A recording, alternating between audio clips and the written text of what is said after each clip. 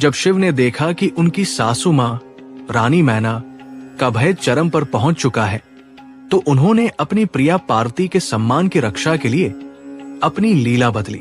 उन्होंने पल भर के लिए अपना अघोरी रूप छिपाया और अपना परम सुंदर स्वरूप प्रकट किया, जिसे शिव पुराण में सुंदरेश्वर कहा गया है।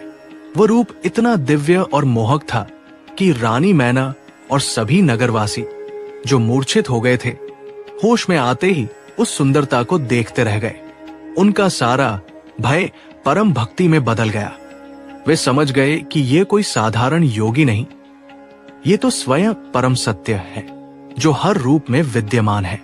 वे जो अमंगल, भस्म, श्मशान दिखते हैं, वही वास्तव में परम मंगल के स्रोत है।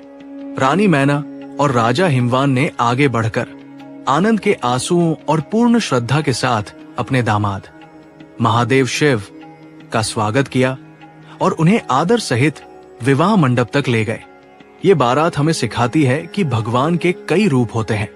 वो सुंदर भी है, सुंदरेश्वर, और वो वैरागी भी है, अघोर। हमारा प्रेम दोनों रूपों को स्वीकार करने का नाम है। शिव और शक्ति के मिलन का ये क्षण, जिसे हम महाशिवरात्रि के रूप में भी पूजते हैं, केवल एक उत्सव नहीं था। ये योग और भोग, त्याग और प्रेम, चेतना और प्रकृति के मिलन का दार्शनिक प्रतीक था।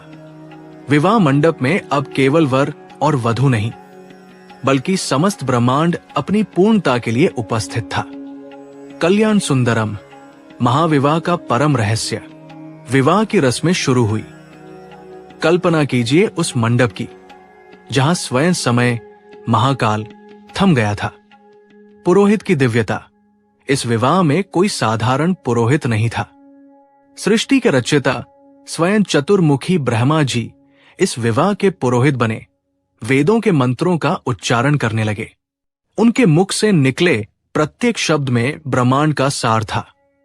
साक्षी की भूमिका।